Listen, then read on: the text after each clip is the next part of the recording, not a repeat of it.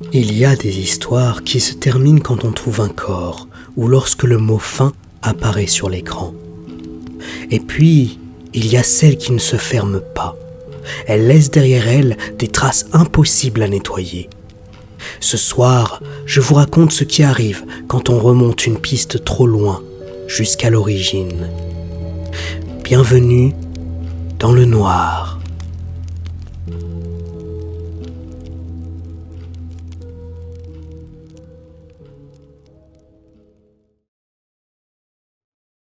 Après cette nuit-là, j'ai continué à vivre, en apparence.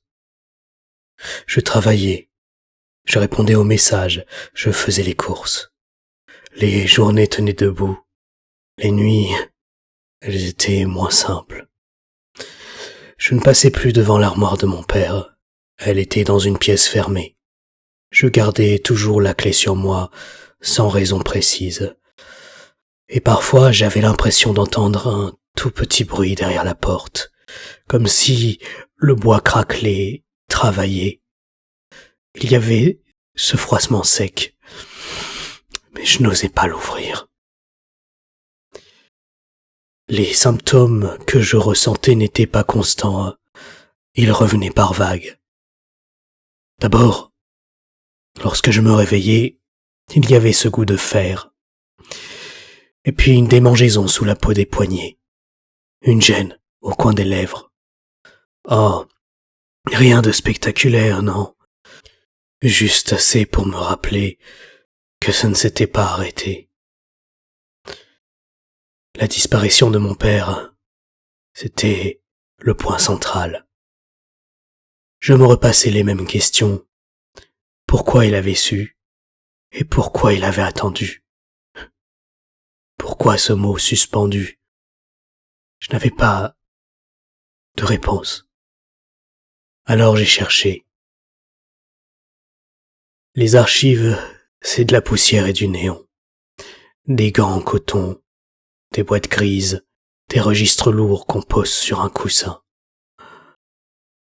Là-bas, les gens parlent tout bas, même quand il n'y a personne. On tourne les pages lentement, comme si, à tout moment, elles pouvaient se déchirer. Au début, je ne cherchais rien de précis.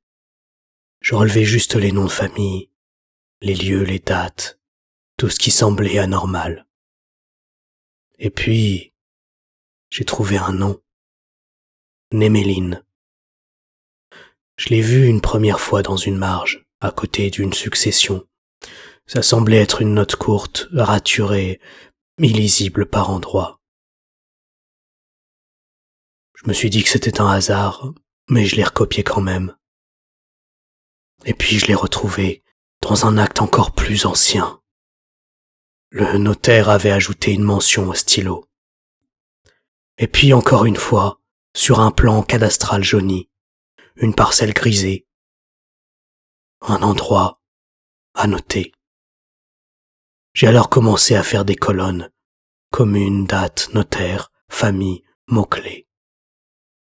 Les mêmes noms revenaient avec des sauts, des blancs, des changements de commune. Une branche qui se déplaçait puis disparaissait des registres et avant de réapparaître plus loin sous une variante orthographique. Et j'ai fini par retomber sur un nom que je connaissais déjà. d'Argence. Son cabinet n'était pas dans les archives, il était dans ma tête. L'enveloppe noire, la cire, le nœud, sa façon de dire des fils. Alors je suis retourné le voir. La plaque brillait toujours. C'était la même odeur. La secrétaire m'a reconnu, puis a fait semblant que non. Elle m'a conduit jusqu'au bureau sans poser de questions. d'Argence m'a serré la main. Son bureau n'avait pas changé d'un cil, ses dossiers étaient toujours alignés, le sous-main était toujours à sa place. J'ai posé sur son bureau une copie du plan cadastral, celui avec la parcelle grisée. Je cherche ça. Il a baissé les yeux, puis il les a relevés sans surprise. Depuis quand? Depuis la disparition de mon père. Il a ouvert un tiroir et il en a sorti une chemise récente, papier blanc, impression nette. Je pensais bien que vous reviendriez. Cette phrase, elle a eu un effet comme un courant d'air, mais je n'ai pas bougé. Pourquoi? Il a marqué une pause, puis il a répondu sans se presser. Parce que votre père est venu ici peu avant de disparaître. Vous l'avez vu? Oui. Et vous ne m'avez rien dit. Aucune réponse. Il a simplement fait glisser la chemise vers moi. À l'intérieur se trouvait une copie de concession ancienne, un renvoi d'archives, un numéro de parcelle qui n'existait sur aucun plan moderne et une note manuscrite courte, axée par chemin forestier. C'est où? Il m'a donné une commune, une zone boisée. Il a ajouté « Ne partez pas seul. Vous venez avec moi ?» Il a secoué la tête. « Je ne peux pas. » Je suis reparti avec le dossier. Sur le moment, j'ai pris ça pour de la prudence. Le trajet a pris du temps. Plus je m'éloignais, plus les routes se vidaient. Le réseau passait mal. Les panneaux devenaient rares. J'ai fini par quitter l'asphalte. Un chemin d'herbe, des ronces, des branches qui raclaient la carrosserie. Je me suis garé près d'une clôture tombée. J'ai pris une lampe, les copies, et j'ai suivi le chemin à pied. Le bâtiment était là, derrière une ligne d'arbres. Une masse basse, ancienne, pierre sombre, toit crevé par endroits. Pas de portail et pas de panneau, juste un endroit totalement vide. La porte n'était pas verrouillée, mais elle était coincée. Quand j'ai poussé, le bois frottait contre la pierre. Et j'ai senti l'air, plus froid, plus humide, et surtout une odeur de cendre. Pas comme si on allumait un feu depuis quelque temps, non, quelque chose qui semblait incrusté dans les murs. Je suis resté sur le seuil un moment. Et j'ai remarqué qu'il n'y avait aucune toile d'araignée. Pourtant, dans une ruine, il y en a partout. Des fils poussiéreux, des coins chargés, des insectes morts. Mais là, rien. Les angles étaient vides. Tout semblait totalement propre. J'ai avancé. La lumière du jour entrait par une ouverture dans le toit. Elle éclairait le milieu des pièces, mais les coins restaient totalement sombres. Je suis passé dans une première salle. J'y ai vu des débris de bois, une étagère qui était tombée, des pots qui s'étaient cassés. Dans la seconde salle, des anneaux étaient scellés dans le mur. 3 anneaux alignés à des hauteurs différentes. Je me suis demandé à ce moment-là si c'était un engin de torture, un endroit où l'on fixait des crochets afin d'y mettre les corps de ceux qui cherchaient trop loin. Et puis j'ai continué ma route, un couloir qui descendait. L'air y était encore plus humide. Ma lampe éclairait une poussière fine en suspension. Et en bas, j'ai trouvé finalement la pièce centrale. Le sol portait des traces de sel noir, le même sel que j'avais utilisé lors de cette fameuse nuit. Elles étaient incrustées dans des rainures. Dans un coin, près d'un mur, j'ai vu quelque chose de petit, de translucide, un fragment vitrifié. Je l'ai pris du bout des doigts, léger, tranchant sur un bord. Je l'ai reposé, je n'avais pas envie de le garder dans la main. Sur un des murs, sous une poutre effondrée, il y avait une fresque à moitié intacte, un symbole ancien. Une forme arachnide stylisée au centre et autour des silhouettes humaines reliées par des lignes et une toile qui couvrait tout. Sous la fresque, il y avait une inscription. Les lettres étaient anciennes mais lisibles. Nemmelun. Le nom m'a serré la gorge. J'ai pensé directement à Nemeline, à la manière dont les mots se transforment lorsqu'ils se passent de bouche en bouche. Et puis j'ai suivi les rainures au sol. Elles m'ont mené jusqu'à une chambre plus profonde, une pièce, aux angles multipliés, aux lignes cassées, aux anneaux scellés. Le motif du nœud était gravé au centre, plus net que sur la cire de l'enveloppe. Je me suis approché du nœud, et c'est là que j'ai vu. Il y avait une lampe récente posée sur une pierre, un ruban de dossier moderne, du sel noir frais, comme si quelqu'un avait rechargé les rainures récemment. Je n'étais pas le premier à entrer ici. Un pas a retenti derrière moi. Je me suis retourné. Maître d'Argence se tenait dans l'embrasure, sacoche à la main. Il était là. « Vous êtes venu » a-t-il dit. Je n'ai pas trouvé de réponse à donner immédiatement, mais la colère est montée d'un coup. « Vous m'avez suivi !» Il a avancé de quelques pas, sans se presser. « Non, je vous ai amené. » Je me suis reculé par réflexe, et j'ai senti quelque chose me serrer au sternum. Une gêne nette, comme un fil qui se tend. Pendant l'espace d'une seconde, l'air m'a manqué. Je me suis arrêté. D'Argence a posé sa sacoche au sol. Il a regardé le nœud gravé, puis la fresque. Nemelun. Le son n'était pas plus fort que ça. Pourtant, l'air de la pièce a changé. Qu'est-ce que vous faites? Il a sorti un seau de métal gravé du nœud, plus propre, plus ancien que dans le dessin.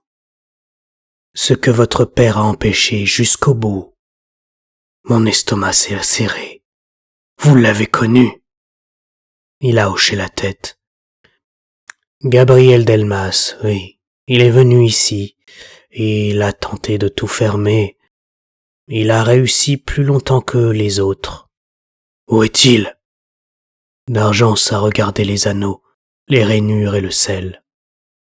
Et si? Le mot m'a frappé comme une lame en pleine poitrine. Suspendu, a-t-il ajouté, mais conscient. Je me suis avancé d'un pas, et c'est là que l'attraction m'a repris. Ah, j'étais contraint. C'est vous qui m'avez donné les papiers.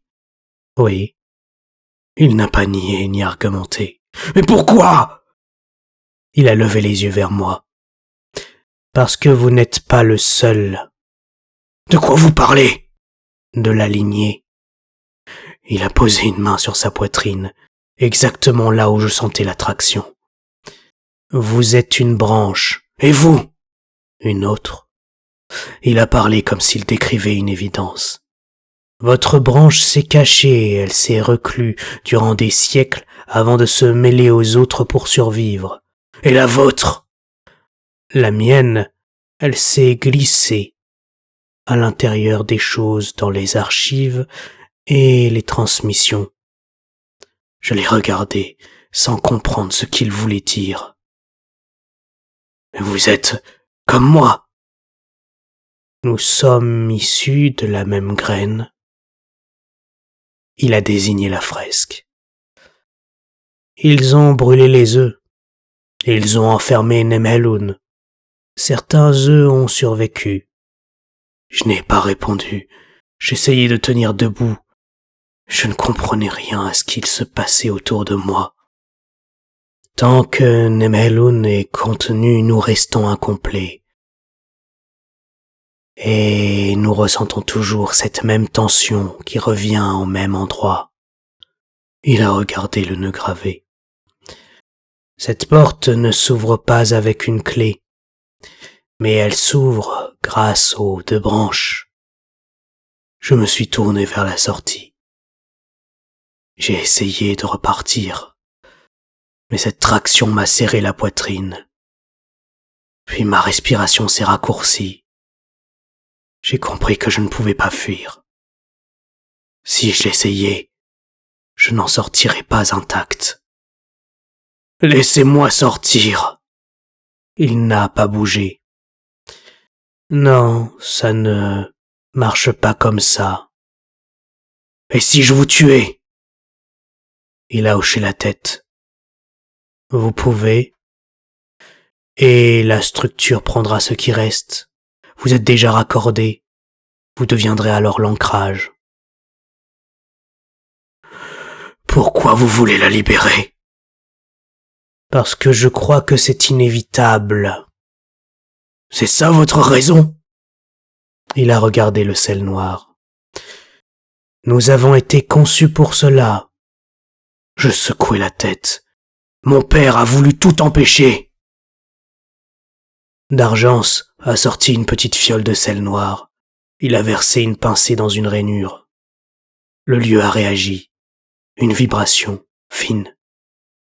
Et dans ma tête, quelque chose a explosé. Un fragment de présence et une voix claire. Mon grand, je me suis figé. Vous sentez? Plus nous attendons, plus la contention le blesse. J'ai compris. Partir, c'était le laisser là. Rester, c'était accepter d'être la seconde branche. D'Argence a tendu la main vers moi, comme s'il attendait que je fasse le premier pas. 2 branches, 2 nœuds, une seule issue. Je me suis approché du centre. L'attraction a cessé aussitôt. D'Argence a posé le sceau sur le nœud gravé. Nemelun. L'air s'est densifié. Les rainures ont semblé boire la lumière. Le sel noir a frissonné. Mon sternum s'est serré puis relâché. Cette sensation de fil tendu, puis de déplacement. D'Argence a parlé très calmement. Nous allons la libérer ensemble. Je n'ai pas répondu. J'essayais de trouver une issue, mais il n'y en avait plus.